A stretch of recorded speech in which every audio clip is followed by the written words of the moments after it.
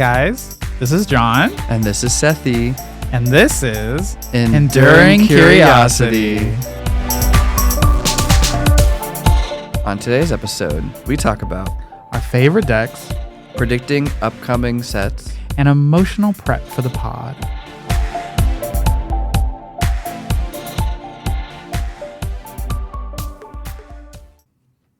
Hey, Jon. Hey, Sethy. I am so ready to talk about some of our decks. Please. Because, we be commanded players. We have lots of decks. Right. And they're like the self-expression of the game, Exactly. It's your baby. And so I currently have 4 decks in my control. Nice. Me too. And I tried to build them so that I cover each of the colors at least once. I don't have that yet. Yeah. Well, actually, no, I do. You do? Yeah. Now that I think about it, Nice, I do. Yeah, I have all the colors covered, and I only have one deck that has black in it. So that's like the one that I don't have enough of. But they all at least have, for the rest of the decks, at least 2 of the colors are there. So I think I have a good variety of all colors. I have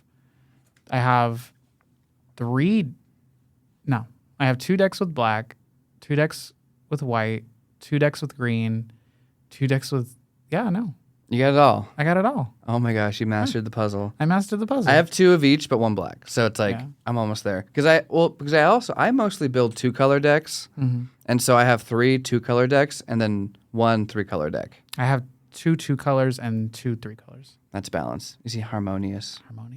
Gotcha. I totally knew what I was doing when I got those decks. So I definitely wanted to start talking about my very first real deck that I made, my very first commander deck, which is my Jory N Ruin Diver deck. It's an Izzet colors, and its casting cost is 1 generic and then a red and a blue. And it's a really simple card. It's just a 2/3 merfolk wizard, and it says when you cast your second spell this turn, draw a card. And so really simple, really open-ended. It says 1, 2, death drop. 1, 2, death drop. Literally, draw me a card, baby. So the reason why I built this deck was because the art was pretty when I first started playing. Really? Yeah, I got I don't know how, but in my brother's collection. Because I started playing, my brother introduced me, and he just had a big old stack of cards. And so I was looking through them, and he had a promo version of this card, which I was like, no way. And I believe it's from Oath the Gatewatch. And so, very old school card. Well, relatively old school, right? Because I started playing around 10 years ago, so it was around 10 years ago from now. And I thought she was so pretty. And it's a big old foil card, extended art, one of the first extended arts Oh, can I see? in the game. Because I know the regular version. Yeah. So, she's pretty. Love that. She has a snail on her leg for some reason. Snailing. So, yeah. This deck is a bracket 3 deck. It has a couple game changers in it. And it's mostly my higher end deck because I mostly am a bracket 2 gamer, some bracket 3. So that's kind of the realm that I live in. And so this deck is more like a spell slinger, instants and sorceries deck that plays with the graveyard because I wanted a graveyard deck as well. And I was thinking, let's do that in an interesting way. So it's not creature focused, but instead the instants and sorcery spells. And so there's some really interesting, tricky things. And of course, to trigger Jory N as much as possible, it plays at instant speed a lot of the time and wanting to cast 2 things a turn, and that's it. Because you don't get benefits from 3. You don't get benefits from 1. You get benefits from 2. Yes, ma'am. So, as a spell slinger type of theme. Also, why do I feel like so many people come into Magic and have the spell slinger theme as their identity for their first couple of years of the game? Because it's just it's just so fun. I don't know. It's interesting. So, playing multiple spells a turn. Some of the interesting cards for it that kind of play into that strategy is a Reinterpret, which is a counter spell that costs 4 mana. But when you counter a spell, you can cast a spell from your hand with equal or lesser mana value. So it's you get 2 casts. And a lot of times you can cheat out bigger things, other bigger spells and stuff. Or you can do trickier things as well, such as in the deck I have some of those 0 mana value suspend cards.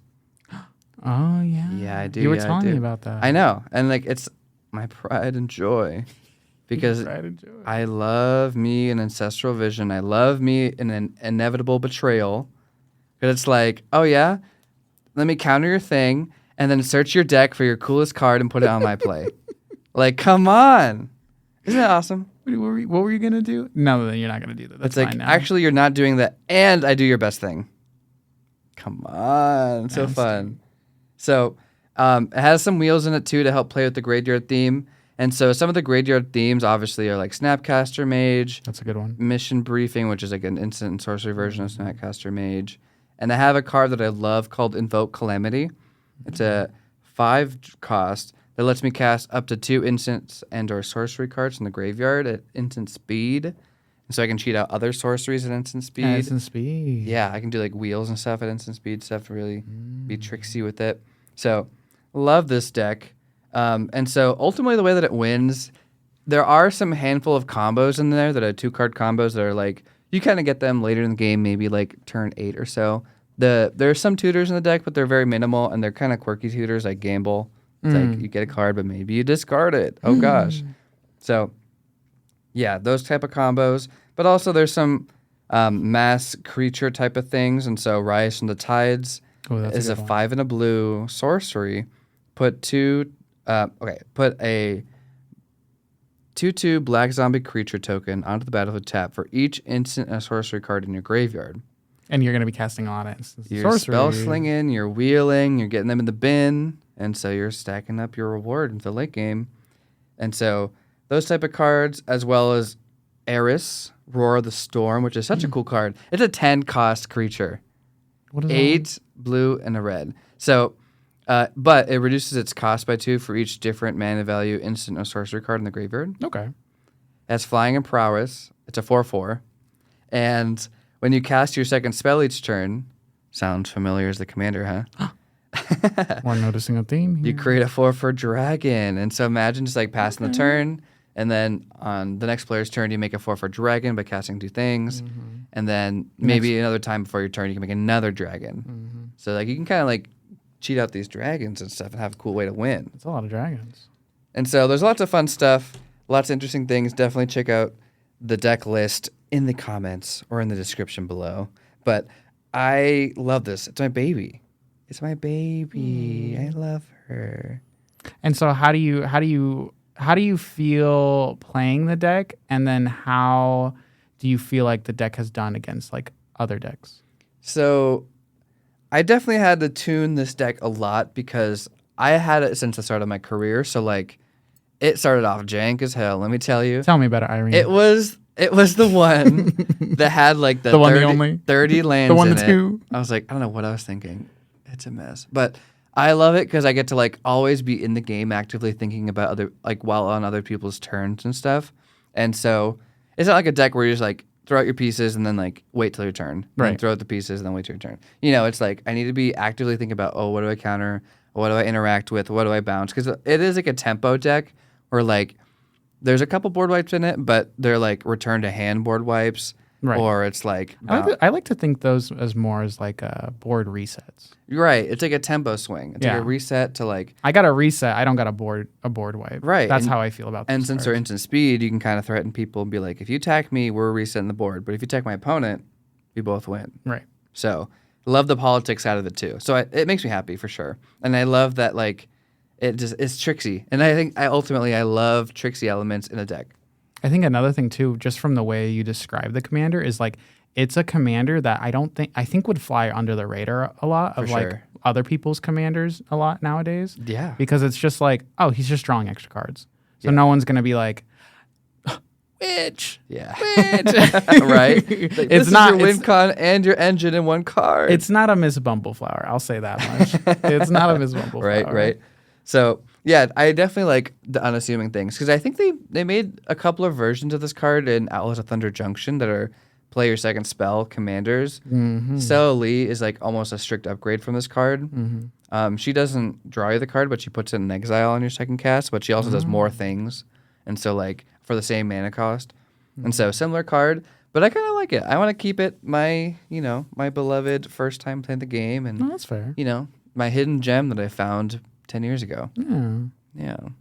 I want to hear about your decks. Which one are you going to go first with? Okay, so the only one I want to share today Gotcha. is my main squeeze. Oh my God, did I lose him? Your main squeeze.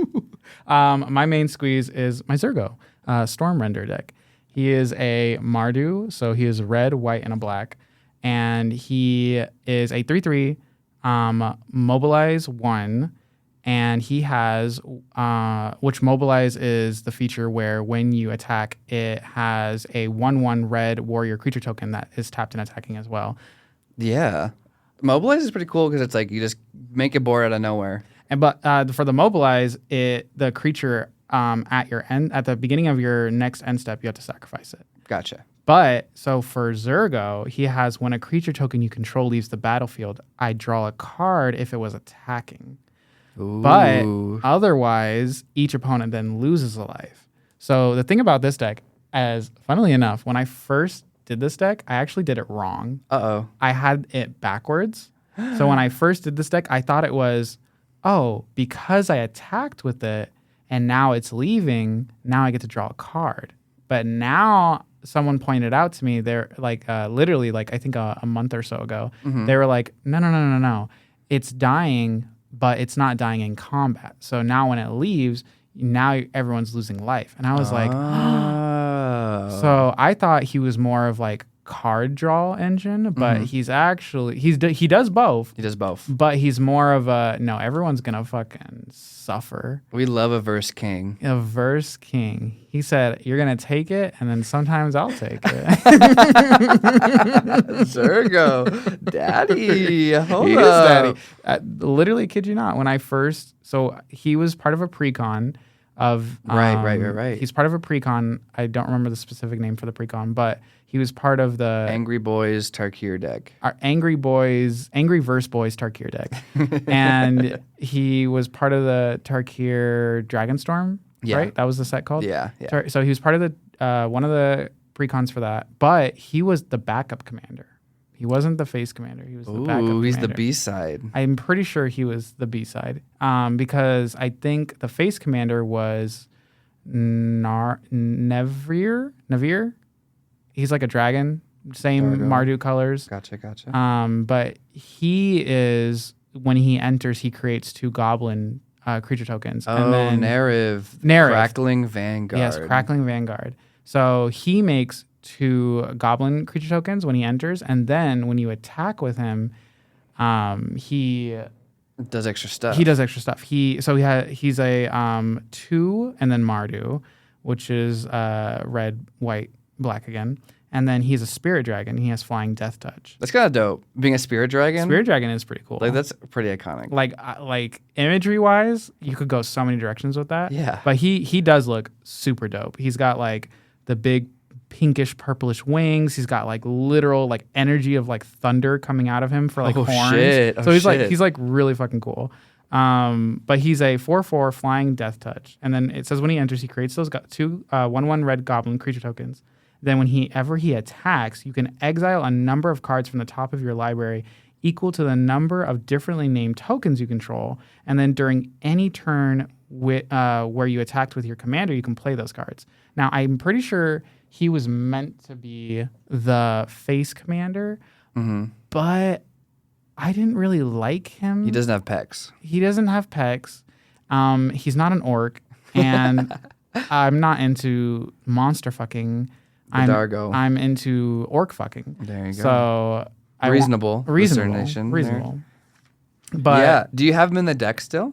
I do not. Oh, you gave him a chop. No association. No association. We don't talk about her. We don't talk about her. Well, and also because like at first I was like, okay, yeah, I'm gonna keep him in. But then the more because when I first got the deck, it was definitely more centered around him because it was all about creating those tokens. So it was differently named tokens. So it was like create food token, create treasure token, create dog tokens, create human tokens, create warrior tokens. Okay. You know, like there's all these tokens. Right. That's kind of hard to keep track of too. But and also the problem with it was that all these tokens that they were making, it was like, okay, these tokens come out, but there's not as many haste enablers. Gotcha. So I can't really attack with them as soon as they come out. There's like one creature in the whole precon that was giving them haste, but relying on one card out of the 99 is like crazy. Okay, so like Nerev is less like aggro token swarm and more so just like make the tokens and she attacks. And yeah, cheat cards like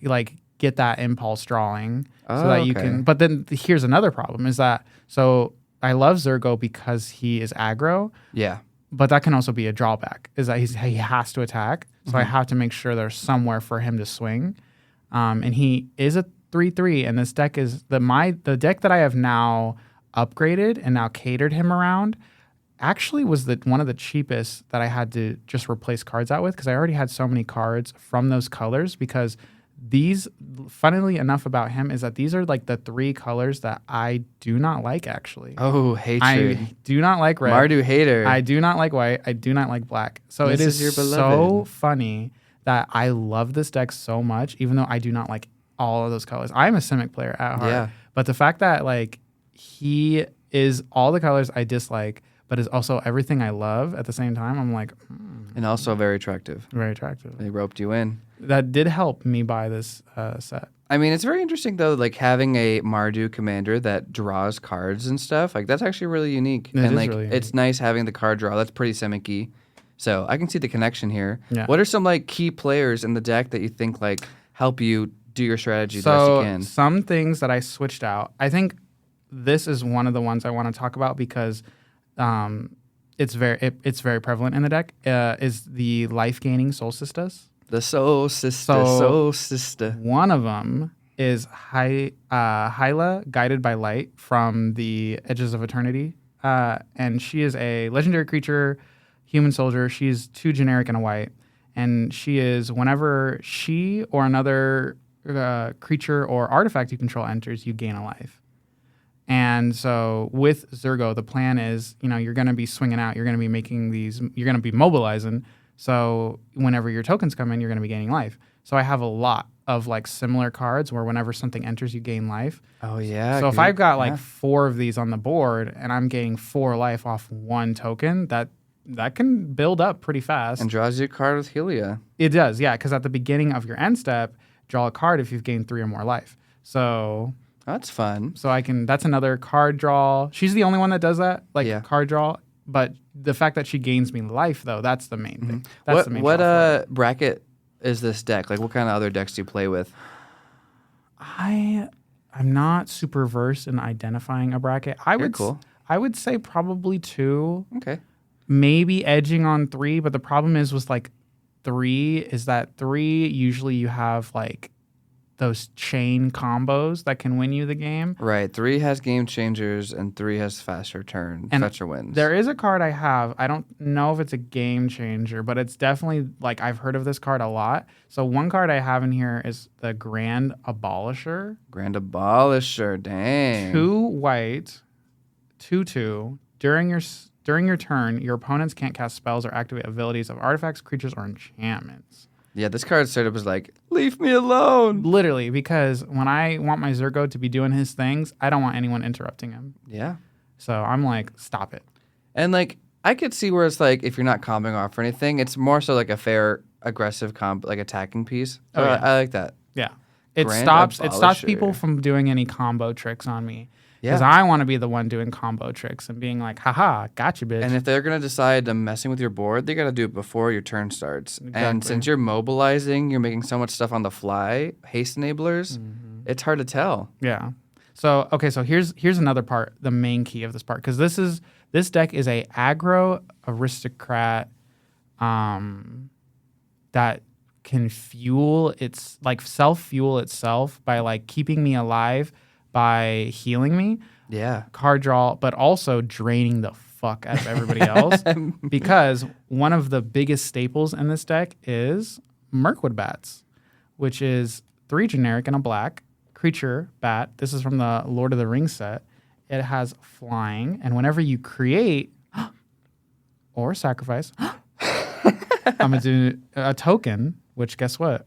With mobilize, I'm gonna be doing that a shit ton. How dramatic. Each opponent loses a life. Drain everyone twice for each mobilize. Literally, each mobilize now along with Zergo, everyone's losing 3. Dang. This is just with this one guy, though. Yeah. And he's not alone. I've got Nadir's Nightblade as well, which is 2 and a black, a 1/3. Whenever a token you control leaves the battlefield, each opponent loses a life and you gain a life.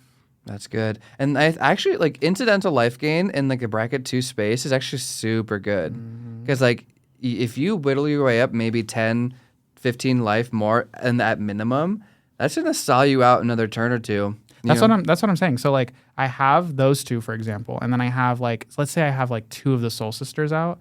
I make 1 token. I've gained 2 life. I've made everyone lose 1 life because of Mirkwood Bats. Then I attack, which if I get to deal damage, that's extra damage. Then the token goes away, and then now I'm draining everyone for 4, and I gain another life.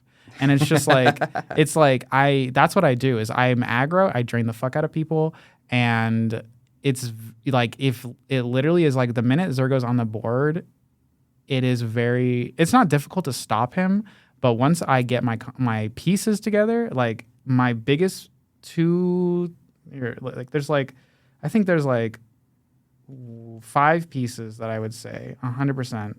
Once I got these bitches on the board, either one of the, oh, there he is. Once I got these bitches on the board, it is pretty much game over. Okay, so these are like the last things I will say. Okay, so first off, this is a really old card. Oh yeah. Sadistic Glee. Oh, Sadistic Glee. Single black card, and it's an enchantment. It says enchant creature. Whenever any creature is put into any graveyard from play, put a +1/+1 counter on enchant creature. Ooh, the Tempest card. So here's the thing about this. Graveyard. People think because when a token dies and it hits the graveyard, it disappears. So they're like, oh, that shouldn't count for it.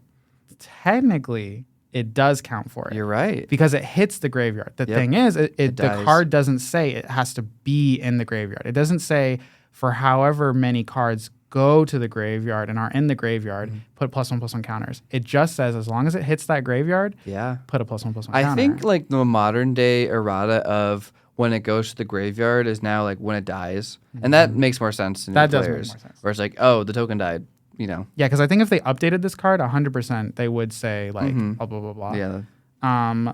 So that's a really good way for me to not only attack, but to grow Zergo, for example. So now I'm not as afraid to attack with him because now he's stronger than a 3/3. And if you have a sack outlet, then you could like hold up the threat of activation and be like, I have 3 other things here. So if you're blocking with your 4/4, you could just lose it. So don't even block. Yeah. And then they don't block, and you get a 6/6 attack. Yeah, then you get a 6/6 attack. And then once those mobilize triggers go away, then now he's a 7/7. And if you do that during combat, you still draw cards with Zergo, right? So it's like you still get a benefit from doing that. Exactly. So it's like you get great benefit either way. And then if I have my drainers out, I just sacrifice a token. Now everybody's losing life. Yeah. Another thing with my Soul Sisters, I just added this cutie recently. Okay. Starscape Cleric, a 1 and a black from the Bloomborough set. It's a bat cleric. I love the bats. I love the bats. Me too. It has offspring, but that's not needed for this because once this bitch is out, that's all I need. But it is a 2/1 flying. This creature can't block. That's okay. Whenever you gain life, each opponent loses life. Ooh, so when I have this with my Soul Sisters out, every life gain is like, haha, you're losing more, bitches. Oh, did you think you're gonna get away? Like, I'm happy and you're sad. And you're very sad. Love that. I should get you I don't know if you know about Guide of Souls. It's a card from Modern Horizons 3. I have one. I should give it to you. I think it'd be great in your deck because it is a Soul Sister. 1 drop. Where when another creature enters battlefield under your control, you gain a life. Can I just say, the fact that all the Soul Sisters being anywhere from like 1 to 3 cost is insane because there's so many of them, and we're about to get Aunt May. Oh my god, another one. And that here's the thing is that like it originally was just the 2 cards that were literally a Soul's Attendant and Soul Warden. Yes, and they were both basically the same card. 1 mana. White creature that's like a 1/1 that when things enter they gain life, and then like that kind of term has like morphed and grown to anything that gains your life when that thing enters. But yeah, we have lots of them now. And the fact that like Aunt May like gives things counters too, just because it's I don't have any power correct. spiders, so I don't really care about that. Gotcha. But it's the life gain that really matters. And it's legendary, so maybe if you have any legendary stuff. True. But Guide of Souls, maybe you cut Aunt May, maybe you or just keep her in and maybe retire her. Okay, or you keep her in. But Guide of Souls is pretty cool because when you gain a life, you also get an energy. And whenever you attack for 3 energy, you get to put 2 counters on something, 2 + 1 + 1 counters, and a flying counter on something, and it's an angel. What the hell? Yeah. What the hell? What the heliante? What the heliante? Yes, ma'am. It's a pretty good card. I have one, and I was like tempted to put it into my angel deck, and I'm like, well, they're already angels, so why would I do that? And then like I don't have enough little things attacking, and so I think like it might help you a lot, and so I'll get it to you. Don't you worry, Pookie. Oh. I got you. Okay, but these are my last 2 cards I'll talk about. Okay. So the last 2 cards. So this is my mobilize 1. People are like, oh, okay, it's just 1 creature, whatever, right? Okay. But in the set, they had this card, Infantry Shield. It is 2 colors and a red. Artifact equipment. It is equipped 2, but equipped creature has Menace and Mobilize X, where X is its power. The double M's, Menace and Mobilize. Menace and Mobilize. So let me tell you. When Mobilize X? Mama. So Give me a break. Zergo's only a 3, but if I combo trick with him and then I attack, if he gets, let's say, another 3, that's 6. Mobilize 6 with already the Mobilize 1. Mobilize 7. Mama, 7 creatures. If 7 creatures don't die during combat, I'm draining the fuck out of people for 7. And that's already if I don't have Mirkwood Bats or Nadir's Nightblade. I don't even want to think about that. That's terrifying. My God. That is 21 life, mama. Seriously. Just- the Mobilize X is crazy. Just off the Mirkwood Bats with Zergo. And then if they leave, that's another 7 because of Nadir's Nightblade. Crazy. I know this man's already a 10 out of 10 in your heart, but like when you grow him anyways and mobilize anyways, like holy cow. So then, okay, so let's say I do that, right? And now I'm like, let's say I get to a point where I'm like, okay, the board, it's huge. It's so hard for me to attack. Swamped, yeah. It's swamped because I'm a token generator, but like they don't 100%, they're not meant to stay. They're meant to be sacrificed. They're meant to go away. Yeah. So when I'm like, there's too many creatures on board, I need some way to like, clear it out. Grave Pack. No. 1 and 3 black. You dirty dog. This enchantment. This has whenever any creature you control is put into any graveyard, each other player sacrifices a creature.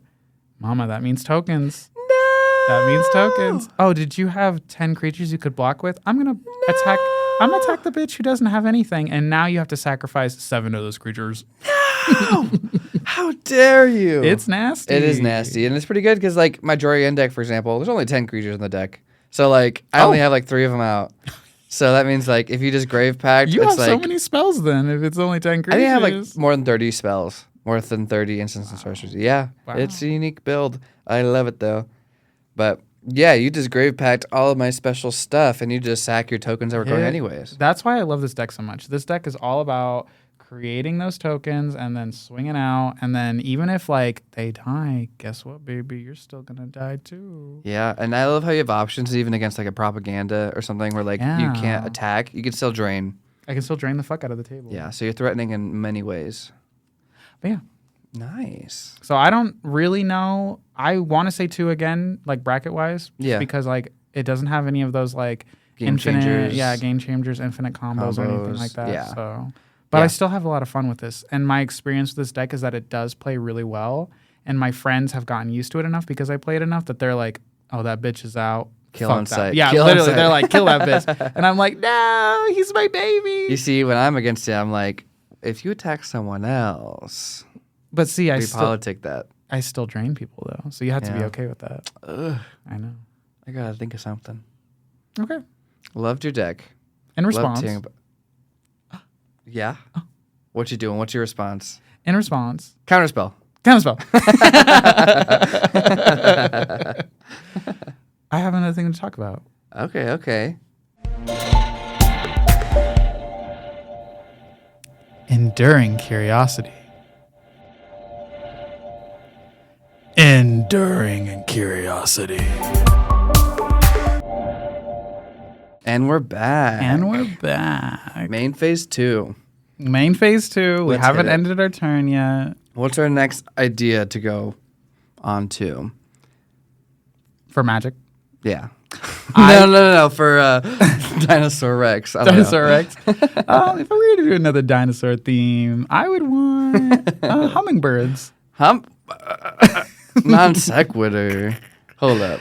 No. We definitely got to talk about our upcoming Magic sets because I noticed that with Spider-Man, web slinging, for example, plays elegantly into the water bending mechanic, which is coming in Avatar. We're talking about planting those seeds, right? Your specialty. My specialty. Seeding. If you look like Zergo, hit me up. But water bending is a mechanic in the upcoming Avatar set. Basically, it just has you tap things down as an additional cost to cast something. So it plays into having things tapped like web slinging. So it's pretty good. And I love the fact that we have Avatar on the way. That's very exciting. I also,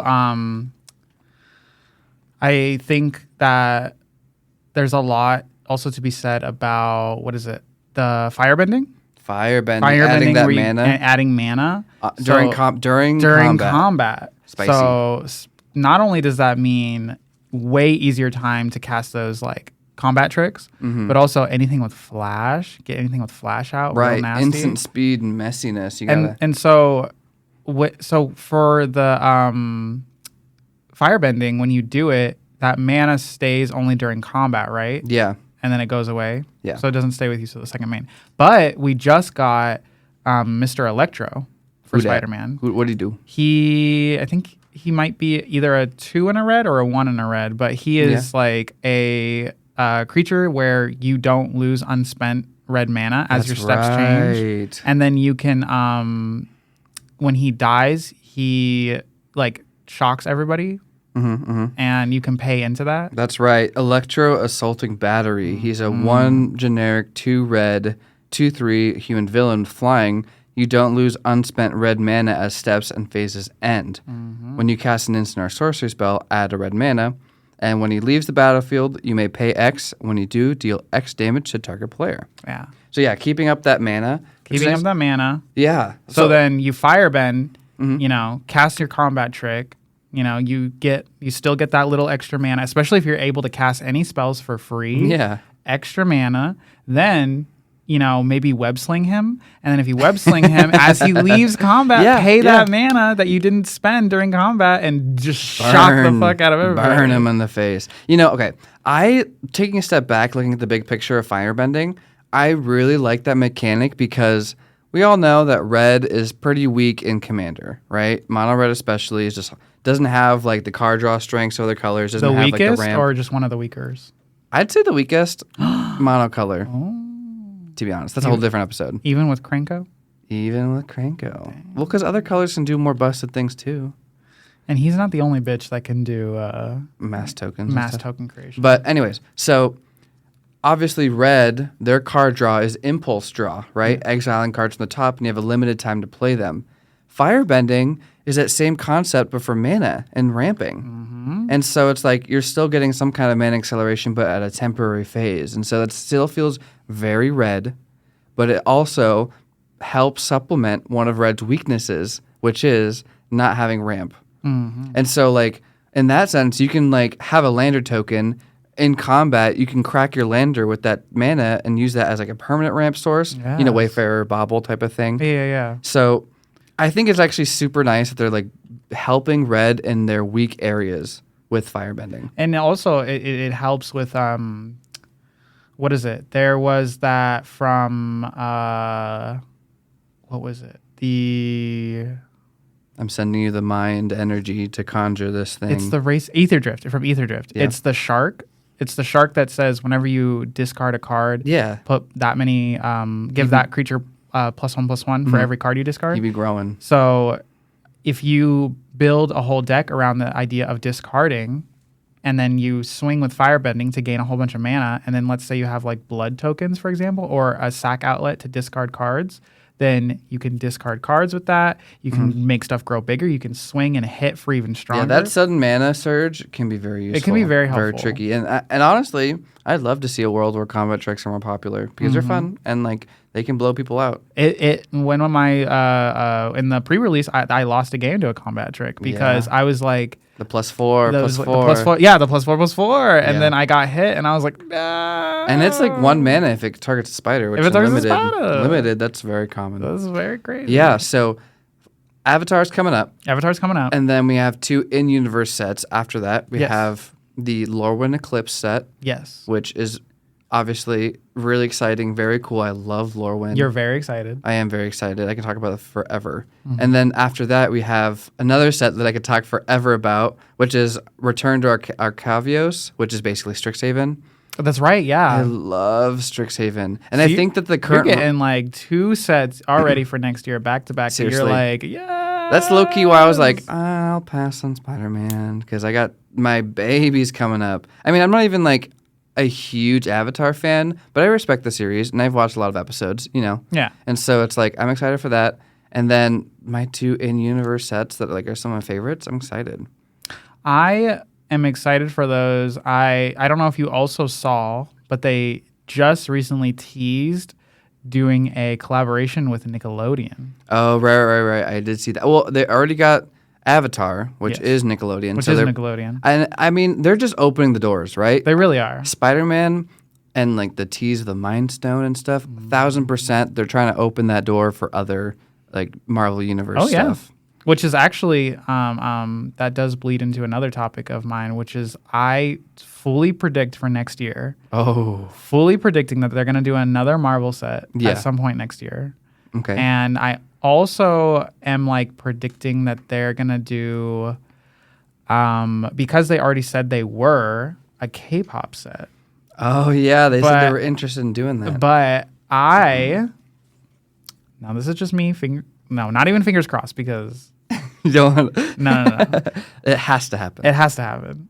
Is a K-pop Demon Hunter. Oh my set. god, it's such a trendy, popular IP right now, and It it is so exploded. popular. I mean, it's charting. It is charting. Like it's like number 1 on the charts of like all music of like pop music for right now. So like that's insane.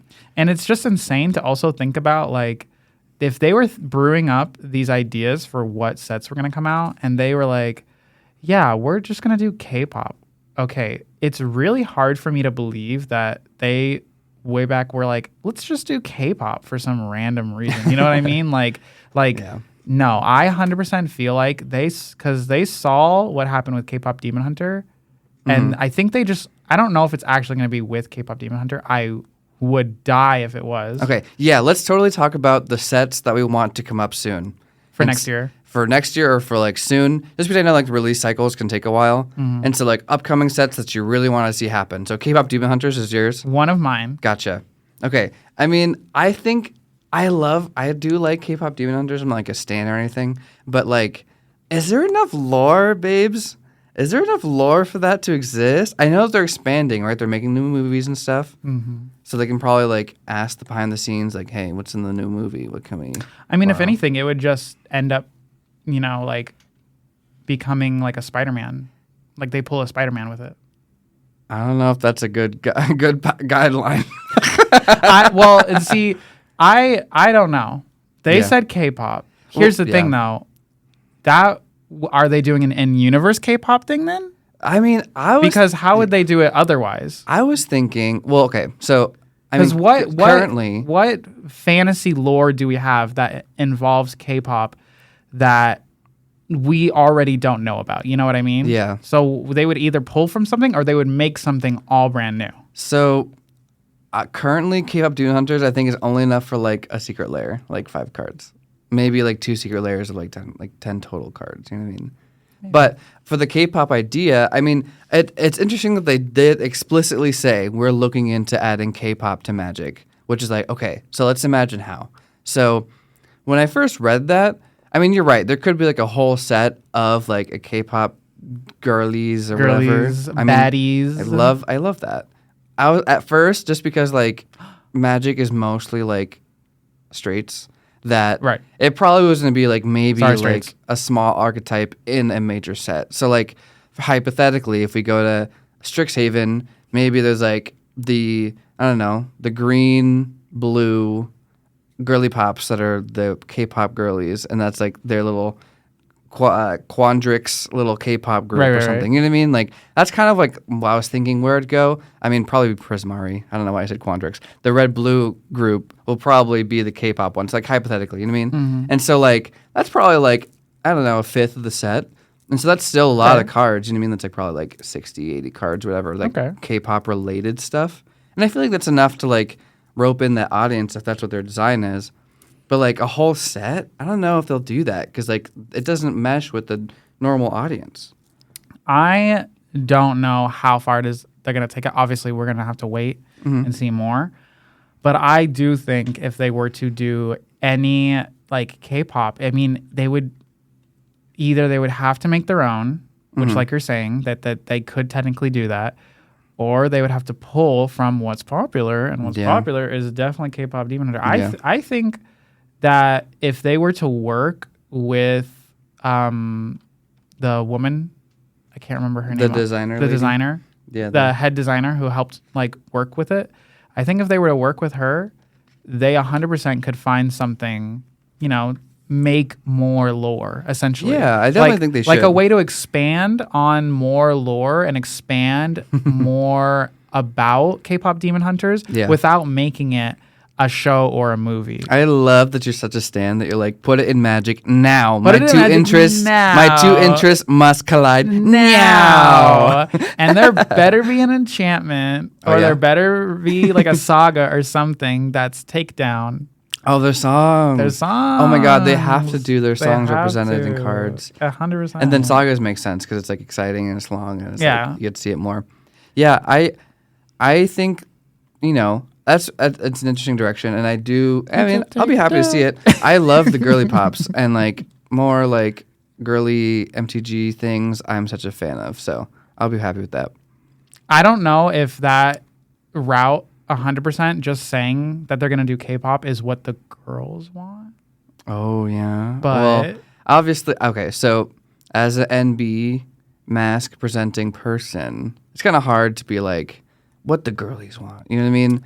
And obviously, I'm probably better than the straights. I'm better than the straight designers. We're going to get some girls on this pod, and we're going to ask them what they want. Because if at least one of them says K-pop Demon Hunter, I'll be like, sold. Oh my God, Bestie, you're so right. You're right. You're so right. Confirmation bias. Please leave in the comments if you're a girly, if you would like K-pop Demon Hunter over any just regular K-pop. Please let us know. Prove me right, or prove John right, and prove me wrong. Prove me wrong. Right. Prove you wrong. I know, because I'm like, I'm not a hater, but I'm like, I just don't believe it's going to be a full set. I just don't believe it. I would gag. I would gag too. I mean, all for the good reasons, of course.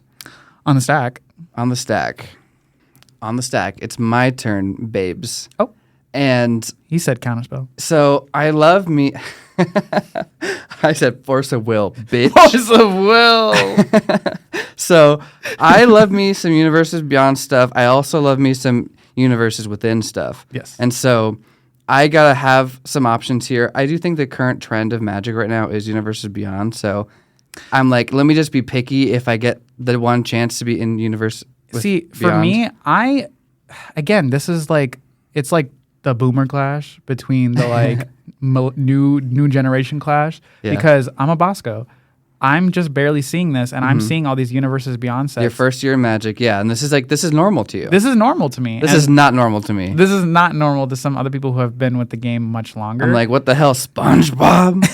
You joking? Boogie Bomb, Fortnite? You joking? Rick Sanchez? No. You know what's gonna happen. Oh God. You know what's gonna happen. My Little Pony. Okay. Well, they already did, actually. They did, a long time ago. Yeah, they did. Yeah, but so I'm going to start with my coveted in-universe pick, which I know, or my Universes Beyond pick, which I know you're going to love. You're going to live for. What is it? Fire Emblem. Oh! Yes! Woo! Yes! I know. Big Fire Emblem stand. Big Fire Emblem stands over here. And I love a lot of the games. I've played at least more than 10 of the games, and they're so good. So many unique characters, and like the tactical combat side of things, I feel like can fit really well into Magic. Now that is a set that if they were to make would be a full ass motherfucking set. I know. I'm buying a collector box. I've never bought a collector box, but I might. Buying a collector box. I'm buying all the Commander precons. Yeah. You see, when we say we're buying things, that's when Hasbro listens and they're like, okay, maybe we'll do it. Literally. I'm gonna buy it. I'm gonna buy it. I'm gonna buy it. I'm gonna buy it. Well, because they already did a collaboration with I mean they're doing one with Final Fantasy, which is a gaming franchise. Yes. So to see Final Fantasy do so well gives me so much hope that they would do it again for other video games. Yeah. Personally, I think there's many obviously out there, but Fire Emblem is one of the many sets that would work so well because it's swords, magic, flying dragons. Yeah. It's got super evil villains. It's got demons. Yeah. It's so cool. It's so good. Yeah. So, I mean, I know Nintendo is really hard to work with, like sharing their IPs and stuff. So that's why it's like the fantasy pick or whatever. And so I had to say Fire Emblem. I low-key also want Legend of Zelda. Legend of Zelda would be another absolutely fabulous one. Both would be like slam dunks. You know what I mean? And so I went for the more niche pick with Fire Emblem just because it's like, I think it's just more exciting, I think. I don't think it's niche anymore. Yeah? I think it's finally gotten to the point where mainstream, it's so baby. strong because like, and like I've just been seeing so many videos, especially about the new one coming out, the Fire Emblem Fortune's Weave. Oh yeah. Fortune's Switch Weave. 2. Fortune's Weave. They came out with Fortune's Weave, and my weave fell off, and I was like, oh, snatch. That trailer, that Nintendo trailer, snatched the dolls. Rabid snatch. Exactly. Yeah, and I was like thinking about it, and I thought about some like in-universe mechanics that could work for Fire Emblem. Yes. Obviously, like they should come with new mechanics and stuff. Absolutely. Flesh it out. But like, I just think there's so many fun ones. I mean, I think one of the obvious ones I thought would be really fun is the backup mechanic. Oh, yes. So that's from March of the Machines, and when a creature enters, it gives a counter equal to the number of backup the creature has to another creature, and it shares their abilities for the turn. So it's like support synergy stuff and Fire Emblem and like trading skills and stuff. Like I think it's a super fun mechanic for that. You know what I would say, and I'm gonna be real greedy. Yeah. Juicy. What is it? I think they should bring Eminence back. Eminence. Gag. Eminence. So like, so you're like in the commander decks, you want Eminence. I want it back. That's spicy. I want it to come honestly, back. girly, I think you can go on your own with that one. I'll let you go in the dark by yourself. You can go in the dark rooms yourself. Yeah, let me solo build a fucking Marth Radiance. Yeah. Not Radiant Dawn, but Radiant. Radiant sword wielder of Falchion. And yes. I don't know. What's his Eminence ability? What is he gonna do? I think is he gonna be like Arabo? Give things like just like a +3/+3. I think that would be one way to go about it, or it would like give a creature a keyword, like give him vigilance or give him first strike or That's give cute. him lifelink, or he would make tokens because Marth is always about recruiting people. Yeah. So it could be like make a token at the start of combat, and that's a then perfect with idea. haste or something like that. Yeah. And because then also it's just Fire Emblem is perfect because not only is there a huge cast of characters, there's a huge cast of magic, there's a huge cast of like equipment, weapons, yeah, legendary stuff, classes, places, like worlds, the emblems, the emblems. I know. I totally want like either like the class mechanic in Magic or like the job select mechanic. Yeah. Something where like you can add in like the Myrmidons and like the Myrmidons, yeah. Myrmidons and like the Dragon, Pegasus Knights. Dragon Wyverns. Yeah. I think that's super fun and like super interesting and like totally meshes really well into Magic. And if they can make some mechanic. Can you remember when they made those really old like level cards? Yes, the level up. If they brought that back, I toyed with the idea when I was thinking of Fire Emblem. Like, should they bring level up? I mean, it makes sense. It's just kind of bulky in the text box, but it's pretty cool. But it would be really interesting if they were to like let's say they make like let's say they make Erwain. Okay. Or is it Ewain? Ewain. Yeah. Let's say they make Ewain, right? Mm-hmm. And then you level him up, get him to like level, let's say like level 10, right? And then instead of him being like a 2/2, he now has L-Fire, so now he's a 4/4. Yeah, And yeah. then you keep leveling him up, and then he promotes. So now he's like, I think his most popular class people would make him into. I think it's kind of torn For Owain, yeah. because it could be Sage or it could be what's the other one, Summoner, because people really liked having the token Summoner. But if he were to go into Sage, he would be like a 6/6. Maybe he has like a combat trick where whenever he fights, he could add. He could do a firebending. Gotcha. You're thinking Ewan from Sacred Stones. Sacred right? Stones. Gotcha. So there is Owain Ewan from Fates. That's what I was like. Yeah. So for I want a Fates him, kick girly. oh my god, But Ewan, yeah. he would have Owain would definitely Owain. have something to do with equipment. Right. Like He would he's a 100%. slasher. Yeah, he would be like, give me my divine mistletoe, or give me my. He had a spell that he had that I can't remember. Yeah. So it just meshes so But well. it into would just Magic. mesh so well. I know, and I was like thinking of like some other mechanics and stuff. I was like, I was so delved into this idea, girly. I'm like, I was looking at some random ass feature site slivers. I'm like, Oh provoke. my gosh! Yeah, provoke. It's like it forces combat. Like it's when it attacks, you choose a creature, even if it's tapped, and like it has to block. I'm like, that's so cool, and it fits into like the forced combat, like aggro, like sword play thing of it all. But so that's my Universes Beyond pick, Another one, banding. bitch. Bring You said back- Eminence and now banding, Bring bitch. it Who back. are you, Bring it back, girly? No, that's gonna make the Fire Emblem set flop. I'm not. Get him off the team. Get him off the hiring team. You don't like banding? Get him off the design team now. I've got too much power. I've got too I much know, power. You're too spicy. Too spicy. They can't handle me. Eminent and banding. Bring it Yo, back. this is the Bosco. This is the Bosco here that's like, oh my god, I just found out about banding and flanking and eminence and Bushido. Bushido. They Bushido could work. They need to bring that back. Bushido could work. It's kind of like a boring. They have to mechanic, bring but that it could back work. for Ryoma. For Ryoma and like the whole Hoshido people. Girl, he would have Bushido 10. 10. God damn. So that's my Universes Beyond pick. And I just quickly want to talk about some like previous sets that I really liked that definitely want to revisit at some point. So, I mean, obviously Strixhaven and Lorwyn, love them. Love them. I also love Ikoria. I don't know if you know that. That's like the monster one that's like 3-color oriented with the crystals. Crystals. Okay, that's how you get them, boys and girls. That's how you get them. I heard crystals. Yeah, there's crystals. But it's like the one with Mutate. Crystal method. Crystal Method. Love her. So it's the one with like monsters and Mutate and all that stuff. Oh, that one. Yeah, so I think that's a really fun one. Mutate would be a really good one for I'm surprised they didn't do it in the Fallout set. Yeah. But it's also kind of complicated. So for the new players joining just for Fallout, having a Mutate card is kind of crazy. yeah. But yeah, so I love Ikoria. And my other pick was Theros, because I love Theros. Venom. That's what I was going to say. Venom should have Mutate? Yeah, because Oh, yeah, because he he's makes a things, symbiote. and he makes things Venom versionified. So yeah. And then lastly, I just want to talk about Theros. I love Theros. And like, I know we went back once, and it actually came out with like 4 CDH cards that are like the top of the meta.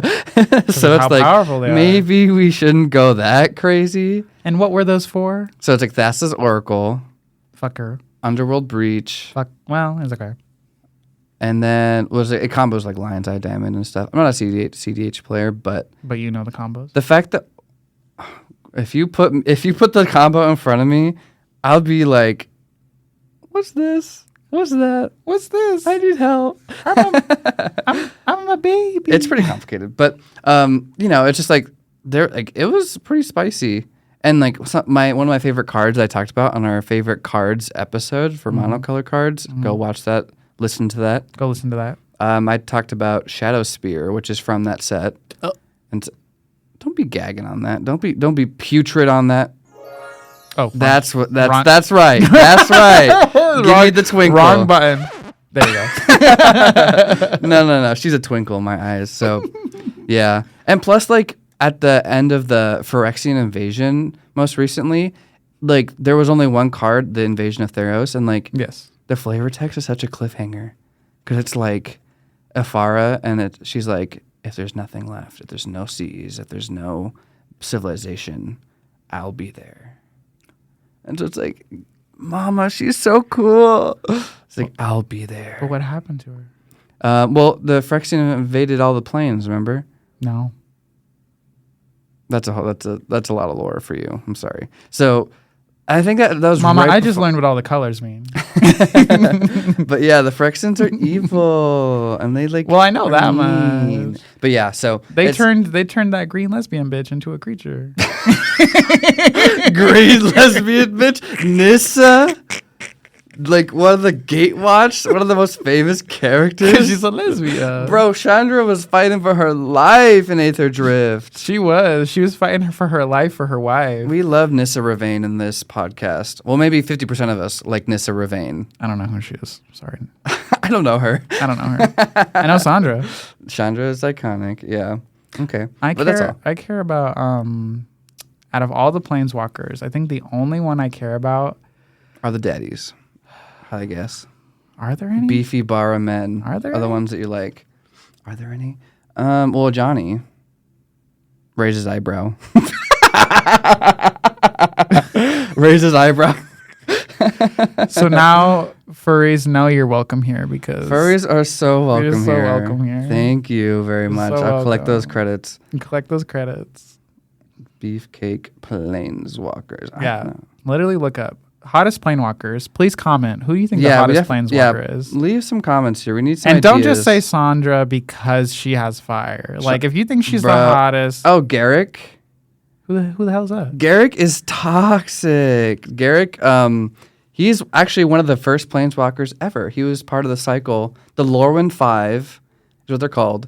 In the first Lorwyn set, This is that super edgy like. yeah, he goes dark. He feels like he goes to he's like that toxic guy who goes to the gym every day and makes it his whole personality. There's an art where he's like choking Liliana, and people are like, "Oh my god, this is like actual like SA, like actually like messed up." So like, Did they take the card off? he's toxic. I mean, like it wasn't like actually like sexually explicit or anything, but like it was like it just seemed really like aggressive and was like, So oh my people were God. Kadama reaching. They were Kodama's reaching. I mean, yeah, kind of low key, but I mean, he goes crazy is his lore, and so he goes all dark and twisted. Like he has a green black card. Did his fiance die? I don't know why he goes dark. I don't know if it was like a Lorwyn thing and like the eclipse or whatever, Shadowmoor stuff, or if it was something else. I don't know. I should research, but yeah, we should have an episode of just beefcakes. Lore dumps and beefcakes. Lore dumps and beefcakes. That's the episode. Put a comment in. What's the hottest magic card you've seen? Oh my gosh, Enthralling Victor. Down. And if you say Elish Norn, get out. Get out.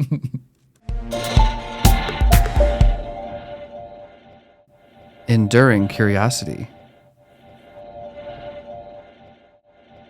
Enduring Curiosity. So before I go to my end step on the stack, Gotcha. let's talk more into being emotionally prepared Ooh. for magic. Because I feel like this is a subject not a lot of people really, really talk about, or at least I have not seen people really talk about. Aw. It's important. It's very important. Yeah. Because like it is a competitive game. Yep. And it's a game that can very easily like play with your wallet. Oh, yeah, huh? So that's the thing is that, I mean, the fan base are like generally nerds who generally play a lot of like single player games or like try to like win things as like Right. optimally as they can. Right. And so like it's just like a certain audience of people that go in with some expectations of like, this is a Magic game and I want to win. I want to do everything the best that I can. I want to like have things go the way that I plan them before I even arrive at the game. What's that? What are those character types that people would call people like Timmies? Oh yeah, there's There's Timmies, Timmy's, Johnny's, Spikes. Johnnies, and Spikes. Spikes, yeah. So Timmies are the ones. They're the ones that Big want green. big creatures, big stompy creatures, Yeah. and then Spikes obviously are trying to win as fast and as efficiently they're as the sweaty possible. players. Sweaty combo, Yeah, the whole thing. like their deck does one thing really well, and they are looking to do that every single time. And then So Johnnies are kind of like a little bit of a mixture of that. It's like someone that like wants to play optimally, but like also like to be creative, and they want to win in like their own way, like win with style. Win with style. It's kind of like their idea. So it's definitely like different archetypes. And so, sometimes if you have a Timmy next to a Spike, then Spike board wipes all the Timmy's green creatures, and it's like, well, what do I do now? It's just kind of like a mismatch because Spike's like, well, that game was really easy and I didn't have to do much. And then Timmy's like, what the fuck? Literally. Rage monster. Because the thing about it is just like it's Magic is a game. At the end of the day, Magic is a game. But it is a game that's competitive. Yeah. Everybody wants to win. And that's the T, is that a lot of people play Commander. And if myself included. And for the average pod that's not CDH, it's still competitive, but like it's not like the most sweatiest competitive format. No. But some people that get into Magic don't play CDH but still want to play sweaty Magic. Mm-hmm. And so it's very prone to having that mismatch of expectations. Which I think also goes into like the whole bracket range talk. Yeah. Because to me, and we can talk about this more on like another episode, but like to me, the defining lines are super defined at the polar ends of the brackets. Yeah. Like 1 is very easily discernible and 5 is very easily discernible. And then a little bit in the middle, it gets a little strayed, but closer to 2 and 3 are a little bit like intermingled a little bit more. And then 4 can separate itself, but it can still kind of be a little bit intermingled into 3. Yeah, and just it's confusing not as much. because like CDH isn't a 5, and so like is a 5 just like extremely crazy? Because CDH has like a meta and like has cards that you have to always be aware of. Whereas 5 is like, yes, there's like a lot of game changers and stuff you have to be aware of, but everyone can have a different flavor of a deck that you've never seen before. Mm-hmm. So it's definitely very complicated, and that middle area is such a gray area that was probably why the bracket system was created. Before pregame talk, people would say, what's your deck on a scale of 1 to 10? And the joke of that was everyone would say, oh, my deck's a 7. My deck's a 7. To 7. It's strong, but not too strong. It's good, but not too good. You know what I mean? Whereas like that means nothing. Yeah. Like, I'm confused. They're like, my deck's a 7. Meanwhile, their deck is most definitely a 9. Like, seriously, they can have, like, aggressive combo win lines. They can have fast mana. And it's like, is that still a 7? I don't know. You know what I mean? And it's kind of complicated to decide. We definitely got to have a bracket episode to really, like, delve into how to characterize decks. But we're just saying the mix match of expectation is where it gets confusing. I definitely think that if you're playing Commander, you should always have a pregame talk where you talk about your deck that you plan on playing, or like your decks you plan on playing, how fast they win, how they win, so that other people know, okay, let's match up our power levels, match up our expectations, so that we're not like going to be blown out by something that we didn't even expect to happen. So that way you're not pulling out a fucking Thassa's Oracle. Right. And people are like, Demonic Consultation, Thassa's Oracle. Wait a minute, you had a Thassa's Oracle and you didn't say anything? Yeah. Well, yeah, I don't really get to use it all that. Shut the fuck up. I asked you, how do you win the game? And you didn't think to say anything similar to like, oh, here's how I could. Yeah. What's the other one? Felidar Sovereign? Yeah. Oh, does that one make you mad? I play that. I play him. He's a kitty. Cue the snipers. Well, and that's the thing, is that Felidar Sovereign and Thassa's Oracle are very different power levels. They're very different power levels. Even though they both win. You know what I mean? They do. And so, I mean, we definitely got to like talk about, I left so many ideas for the bracket episode. So prep for that, sweetie. We'll prep for that. So, but yeah, I definitely think that like, oh, I am a combo player and my combo is all on the stack, and so if you don't have counter spells, or if you don't have mana denial or some other way to interact with me before, like interact on cast, then you'll lose. Then you lose. That's a distinction between, oh, I'm on the board, I have a bunch of little creatures that I need to put together, I have to suit them up, I have to attack over the couple of turns, work with other people's damage to people as well. That's a whole different game. Yeah. And so it's important. And you as the player, if your peers aren't having that conversation, you got to start it up. And trust me, it's always going to be worth it. It's going to feel awkward at first, of course, because you have to, you're usually, I think so many people are just so used to being like, let's just get into it. Yeah. But taking that little extra time to be like, oh, hey, by the way, guys, I added a demonic tutor into my deck. Like even a tutor or like an enlightened tutor or anything like that. Like even to me, tutors like, okay, so he has a tutor in his deck, which means we know he's going to be able to grab one thing.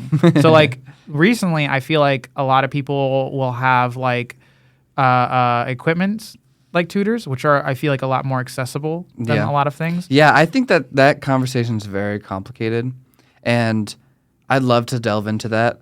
But you're right. It definitely is like, what's the game plan you're doing and how aggressively towards that and how fast. And how fast. Speed is very important. So, like, that's why for me, always feel like tutors are always going to be stronger.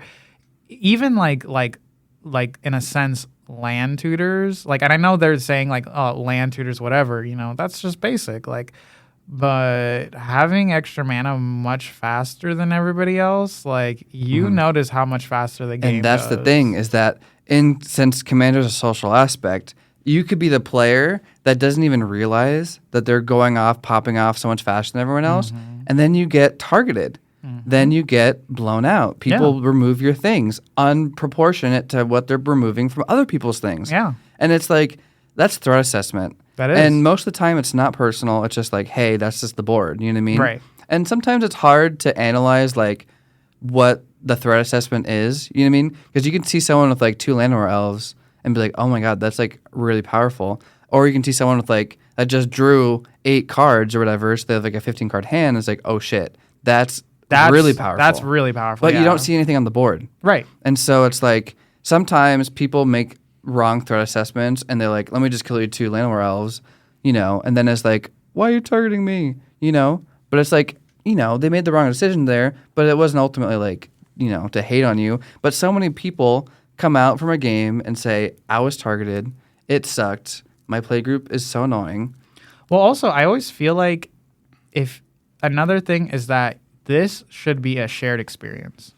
It's the gathering. It's the gathering. Magic the Gathering. Honey, if you're not getting gathered in your games and you're not gathering other people, you're not playing it right. I don't know if that's what I meant by gathering, but you got to gather them together. No, you do. And then you're going to get gathered yourself because the thing is that everyone has that shared experience where they feel like they've been the target of something, whether justly or unjustly. Yeah. Now, here's what I'm going to say. If you got an Dragon, you know who you are. If you have an Dragon and it comes out, you're getting targeted. Say their names. Say their names. Tristan. Tristan, our boy. We love you, Tristan. We love you, Tristan. But I mean, but inherently having an Eminence commander just means that your creatures and the things that you're playing are inherently just going to be better because they just get cost 1 less. Yeah. And so it's like, that's an advantage. It's like you don't have anything on the board, and you still have an effect. But you still have an advantage. And so like that's not like too crazy to be like, oh, let me just get all my chip damage into Tristan because the Dragon player has the extra advantage so far of just having extra mana. Because when that bitch comes out, you better have a game plan. Right. I mean, you definitely got to be aware of like board staves. But even then, let's just say you don't want to do that route. Let's just say you want to do the political route of like, hey, I could easily be chipping at damage to you right now. How about this like 10 damage that I would have done to you?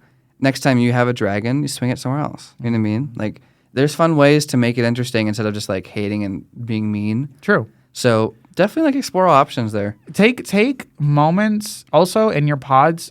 Be more political because I think that's an element that a lot of people are lacking too. Yeah, I love politics and community. Politics and like in a fun way, right? Right. Yeah, so like some of my fun ways is like that I've seen is that some of my friends have had cards where they can like gift you stuff or they can make like you draw give a you card. stuff, make you draw cards. Yeah. Bumbleflower is very popular for that. Yeah, to be like Bumbleflower is a very political card where it's like draw that card, maybe don't do this thing to me, and I'd be like, okay, I won't hit you. but that doesn't mean I'm not gonna destroy your creature. Yeah, just a reminder, Bumbleflower has to give the draw to someone. And so they're just trying to fish for extra value by making it a political deal. They are. Just saying. Just saying. Don't be tricked. Bumbleflower is an evil bitch. She's an evil bitch. Another emotional kind of prep to kind of like prepare yourself for is if you're one of the girlies that does any of the drafting, or if you're any of the girlies that do pre-release. Yeah. Is that sometimes you can't help what you get. It's the packs are the packs. The packs, the packs. The cards you get are the cards you get. Yeah. And you know what? It does suck, of course, when you get cards and you're like, dang, I was really hoping for that one uncommon because I had studied for it. I like prepped for it. I knew that this is the uncommon I needed, and then you don't get it. Yeah, I mean, tangent, buy your singles. If you really want a card, just buy it. Don't be like greedy over packs. But if you're there for limited and stuff, you got to go in with little expectations of what you're going to get because it's purely just random. Right. And you want to be flexible because you could go in being like, I'm going to build, like when I went to Final Fantasy, I was like, I'm going to build what did I build? I'm going to build what are the mean colors? Red, black, and blue. Grixis. So I was like, I'm gonna build Grixis. Yeah. And so Kefka playa. Kefka. Like, I'm gonna get a Kefka. I didn't even get a Kefka. But like I was like, I want to build the mean colors. And it did kind of work out for me, but in limited, you can't force any archetype. But you cannot force it. You gotta read the signals. You gotta see what you got. You gotta see the hand that you pull. Yeah. Even when you're drafting, like you can draft and like the first pass around cards, be like, oh my gosh, I have the best green cards. I'm gonna definitely be green. Well, you can kind of screw yourself in the foot next 2 packs of just only picking green things because maybe you just don't get as many good ones anymore. Right. And like you could have pivoted into something better. So you really got to like, and that's what's hard is that the limited skill set is very different than the constructed skill set. Yes. Because it plays into like the chance of getting these different type of cards or the combination of a strategy you didn't even prepare for. Right. So it's just and that's the reality.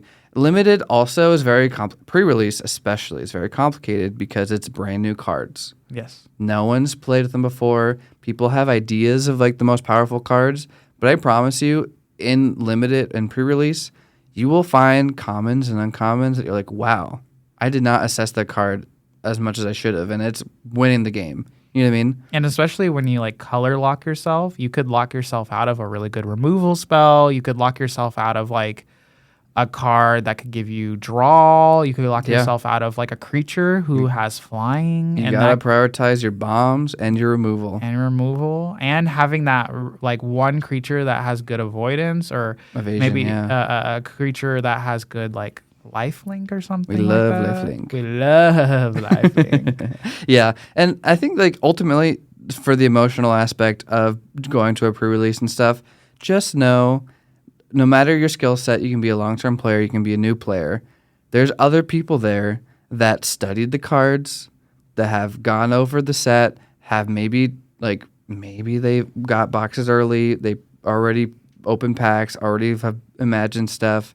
So the expectation of how like the level of experience you versus your opponent can be wildly drastic. Some people, just go to pre-release and haven't even looked at the cards yet. Me. And that's just the reality of it, Me. Yeah. So it's I'm like they're both valid. Where's my hot dog cart? Where are my hot dogs? Where are my hot dogs at? And so it's like it's just the reality is it's just going to be really random experience. So go into that and embrace it, right? Yes. Don't have expectations of I need to win. Have expectations of I'm excited to see the new cards. I'm looking forward to see what I get. Yes. And let's see what I can do with it. It's more of setting yourself up to just have fun. Just try to have a good time. Don't try to focus on winning. Because when you focus on winning, you beat yourself up when you don't. But if you focus on trying to have a good time, then when you're like, you know what, maybe I didn't like for some of my newer friends who are getting into it, one of my friends literally lost to a kid that is probably anywhere between 8 or 11 years old. And it was his first time, and he is in his mid-30s. But hey, that kid was on top of the world. That kid was doing all the fucking strategies, and it was like this just shows you really never know what to expect when you go against people. Yeah. So like rather than go in with the expectation to win, go in with the expectation like I want to get one like silly card, or maybe like one cool card, or maybe a card that I really love the art of, or go in with the expectation of like I just want to meet like new people. Oh, I love that. Oh my, you just unlocked the third eye. Like make friends with these people if you can. Support your local game stores. Support your local game stores. You'll see a lot of regulars at the pre-release.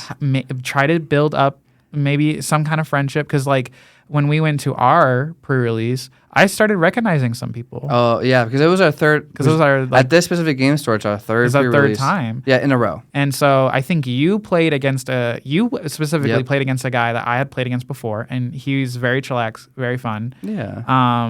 There was somebody who I still have not had the pleasure of playing with, but you played against him as well, and another friend of mine played against him, and him and his wife, they're very like. Oh, I know that guy. Yeah. They're very chill. Yeah, they both go together to the store, and they both do pre-release and stuff. Yeah, I even like I made a new friend on the pre-release.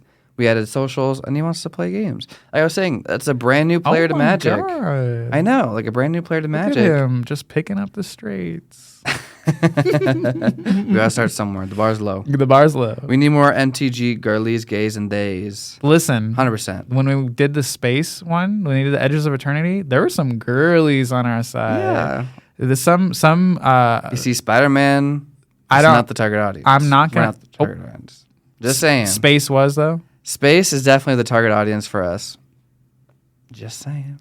Anyway, I don't know who it was. I don't know their name, and I'm not going to presume their gender. But whoever you were, when you traded me that blue planet for the black planet, I know everyone's going to be like, "Why'd you do that?" Shut up. I wanted the black planet. People, if you have a specific intention for a card, if you want to trade it, you can do it, because 100%. ultimately, you using the card up front is going to give you more value than like the amount of money it is at pre-release, because mama, things fluctuate. They fluctuate hard. I mean, the planets low-key probably could have perceived the value of it better than that. But they were there. If you're gonna use it, it's gonna be more useful to you. Yeah. So it was also just really nice, because also that same kid who destroyed my friend, he was willing to trade me, because I was literally looking for an Aunt May. I was literally looking for a hot dog cart, and he was literally willing to trade that with me. Yeah, trades are so nice. I need to have a trade binder that I bring with me nowadays, because it's like I have so many cool like cards that like, and I love. Then I've traded like so many like dual land, not original dual lands, but like different dual lands and stuff, just because I needed them for my collection and I didn't play the ones that I had, type of thing, shocks and stuff. So it's nice just meeting people that want to trade, and you just make a trade real quick, because it's like ultimately it's such a hassle to like go and buy cards and then get them delivered, or like go to your game store and get them whatever. So like just work with your community, and people just like make things happen. And I really do think if you have specific intentions on playing the card, it's gonna be so much more value for you to just like get it, right. Like it's just useful. So many people have like big old binders and closets of cards or whatever. So it's just like, make sure you use the cards that you have and have the things you want. And again, by literally trading, you can help build a kinship with someone. You can playing with games, whether you win or whether you lose, just be like, hey, you know what? Really good game. I really liked playing with you. Thank you so much. Just like try to just be open. We're all people. We all want to play. We all want to win. Friends. We're all friends. We all want friends. Not me and the scalpers. Shit. Remember that bitch? They're a chop. They're not humans. If you hear someone's a scalper, disregard everything we've said. Kill them. Allegedly. Oh, sorry. Allegedly. Yeah. I mean, my opinions on it. I was going to say that you were tying this whole podcast section into a beautiful little bow there, and then you went to murder. I'm like, yeah, we should totally be friends and talk to people and make sure we have clear expectations. For 2 in a black. Seriously, just heroic downfall. Downfall. We'd be planeswalkers, so we'd be killing each other. Killing each other. Yeah. I mean, yeah, why can't heroic downfall target opponent and then kill them? Just saying. It should. But yeah, overall, definitely talk to your play group, talk to the people you're playing with, make sure you have the right expectations, be friendly with them, check in after the game, make sure that like, hey, okay, what worked, what didn't work, are our power level decks in our commander games synced up, what's kind of crazy. Give people compliments too. Yes. That's a another good thing. life advice. Good life advice. Give people compliments. You would be surprised when you play games with people and you're like, wow, I did not expect like that 2-drop you had to be so essential to your game strategy. It was actually really cool to watch. You would be surprised how it lights people up to be like, this person is literally saying that I did a good thing. Yeah, that's great life Makes advice. me feel good. I mean, yeah, don't ever just let a compliment die in your head. Yeah. Let it out. Let people know. 'Cause If it just makes the world a better place. If you're in your head thinking, damn, they just dropped that card. That is such a good card. I'm real scared of that card. Give them a little compliment about it. Be like, hey, that was a really good card. Like, congrats. Yeah. And ultimately, that's just like a feedback thing too of like, you definitely should mention when things are wrong. But if you're only mentioning when things are wrong, then you seem like a negative person. And it's like, you may not even be a negative person. You may have a lot of positive thoughts about things and be happy about the game. But just remember that other people can't read your mind. And so you got to be vocal about your positive aspects. As well. Yeah. Like, of course, we're all going to complain when someone does Revel of Riches. And you can complain in a fun way, too. You know who you are. The Revel and Riches. Bro, it's the Revel and Riches with the sudden token creation, sudden treasure creation. With the old Gnawbone. Old Gnawbone. Oh, yeah. I love that. I love that. You just listened to Enduring Curiosity. Feel free to check out another episode. And this is your host, Jon and Sethy. Bye.